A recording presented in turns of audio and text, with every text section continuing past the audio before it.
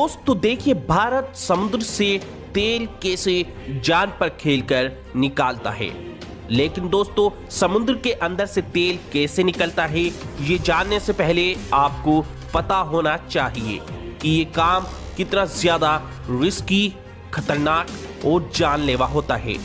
दोस्तों, साल 2021 में जब ताऊते तूफान ने जब अरब सागर में रफ्तार पकड़ी, तब उसकी चपेट में ओएनजीसी के तेल के कुएं में काम करने वाले लोग भी आ गए।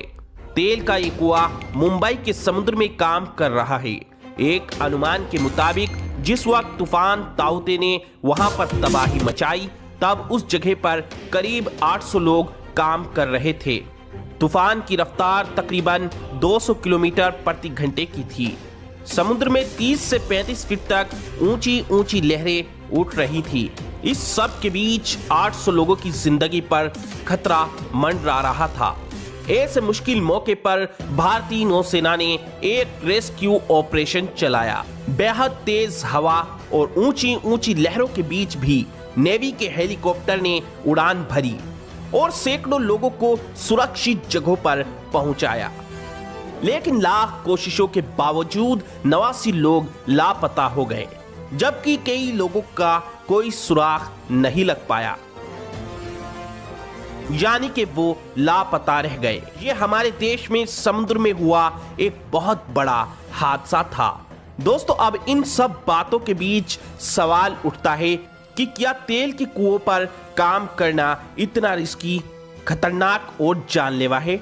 दोस्तों, क्या वाकई में लोग जान पर खेलकर समुद्र के अंदर से तेल को निकालते हैं?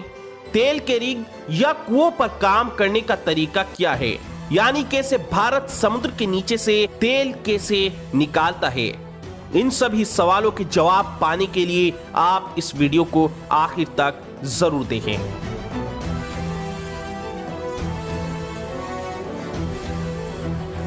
दोस्तों, ऐसा माना जाता है कि पुराने समय में तेल का कुआं खोदना आसान काम था।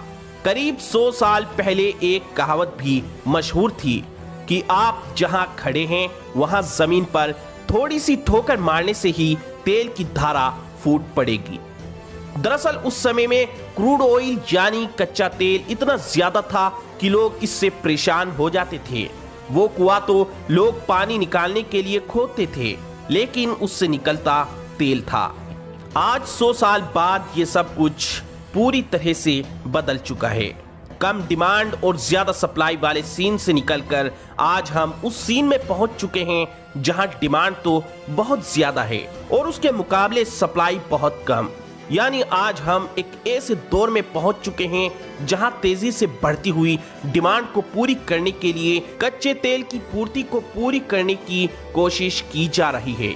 कई ऑर्गेनाइजेशन ने अपनी रिपोर्ट में साफ साफ लिखा है कि जो देश कच्चे तेल से समृद्ध थे, यानी जहां बहुत आयात में कच्चा तेल मिलता था, उसकी प्रोडक्शन को हाईएस्ट पीक को पार कर चुके हैं। यानी दुनिया भर की तेल से संबंधित जरूरतें हाशिए पर आ सकती हैं। हालांकि इस दौरान डिमांड में कहीं कमी नहीं रही है। गाड़ियां बढ़ती ही जा रही हैं, फैक्ट्रियां खुलती ही जा रही हैं। इसका सीधा मतलब है कि अब नए कुओं को पहचान कर उन्हें खोदने का वक्त आ चुका है। अब असल बात यह है कि जब हमारी धरती का 70% हिस्सा पानी ही है, तो ऐसे में तेल के लिए समुद्र में खुदाई करने के अलावा कोई और विकल्प बचता भी तो नहीं है। और आज भारत समेत दुनिया के ज्यादातर देश यही तो कर रहे हैं। दुनिया भर में समुद्र की तलहटी से तेल निकालने का काम होता है। तकनीकी रूप से ये काफी मुश्किल काम है। पहले तेल का कुआं ढूंढना और फिर वहां ऑयल रिग्स बनाना, ये काफी खर्चीला काम भी है। तेल के कुओं से तेल निकालने के सिस्टम को समझने से पहले ऑयल रिग्स यानी ऐसे कुएं के हिस्से को समझना होगा। सबसे पहले ये जान लीजिए कि ये तेल के कुएं पूरी तरह से समुद्र में तैरते हुए स्ट्रक्चर हैं। मतलब जब चाहे सब कुछ समेटकर किनारे पर लगाया जा सकता है या फिर लाया जा सकता है। हालांकि तेल के कुओं में बरसों तक काम चलता है। मूल रूप से तेल के कुओं में दो तरह के स्ट्रक्चर होते हैं। एक हिस्सा वो जहां तेल निकालने के लिए ड्रिलिंग वाला काम होता है, दूसरा वे जहां काम करने वाले लोग रहते हैं। इसे ओएनजीसी के तेल के कुएं से समझते हैं। दूसरे हिस्से में वे लोग रहते हैं जो अलग अलग शिफ्ट मैडलिंग का काम करते हैं। इसी हिस्से में कार्गो शिफ्ट भी होते हैं जिनसे माल ढुलाई का काम भी किया जाता है। मतलब कच्चे तेल को किनारे तक लाने और मशीनरी को तेल के कुएं तक पहुंचाने का काम इससे किए जाते हैं। इस पूरे तामझाम को निपटाने के लिए सैकड़ों लोगों को रखा जाता है। दोस्तों, अब समुद्र से तेल निकालने का सिस्टम भी समझ लेते हैं। दरअसल किसी भी तेल निकालने वाली कंपनी में दो तरह के लोग काम करते हैं। दोस्तों, पहला हिस्सा तो वो है जिस पर कुएं से तेल निकालने का काम होता है। यहाँ पर ड्रिलिंग का काम होता है। कच्चा तेल निकालकर प्रोसेस होने के लिए आगे भेज दिया जाता है। यही तेल ऑयल रिफाइनरी में पहुंचकर हमें और आपको डीजल, पेट्रोल और केरोसिन आदि के रूप में उपलब्ध होता है। हर तेल कंपनी का काम करने का सिस्टम अलग अलग होता है, लेकिन हर ऑफशोर लोकेशन पर ऑन ऑफ ड्यूटी का सिस्टम भी होता है। ऑन ऑफ ड्यूटी का सिस्टम बोले तो आधा महीना काम, आधा महीना छुट्टी। अगर ओएनजीसी की बात करें तो इनमें दो तरीके के ऑन ऑफ वर्किंग पैटर्न हैं। एक है 14 दिन का ऑन ऑफ, मतलब 14 दिन काम करो और 14 दिन घर पर ही रहो। दूसरा है 21 दिन का ऑन ऑफ। इसमें 21 दिन काम और 21 दिन की छुट्टी। जितने दिन ऑफशोर रहते हैं उनमें कोई छुट्टी नहीं होती। कर्मचारियों को घर से रिग या तेल के कुओं तक पहुंचाने की पूरी जिम्मेदारी ओएनजीसी की रहती है। मान लीजिए कि कोई ऑफशोर काम करने वाला कर्मचारी दिल्ली में रहता है, उसे अरब सागर में स्थित तेल के कुएं पर काम करने भेजना है। कंपनी पहले कर्मचारी को दिल्ली से मुंबई बुलाती है। उसके बाद कर्मचारी मुंबई से हेलीकॉप्टर में सवार होकर ऑयल रिग पर पहुंचता है। इसका पूरा खर्चा कंपनी उठाती है। कंपनियां कर्मचारियों के ऑफशोर रहने के लिए एक छोटा तैरता हुआ शहर बसाती है। इसमें रहने के लिए डबल और ट्रिपल बंक बेड यानी कि सीढ़ियों वाले बिस्तर की व्यवस्था रहती है।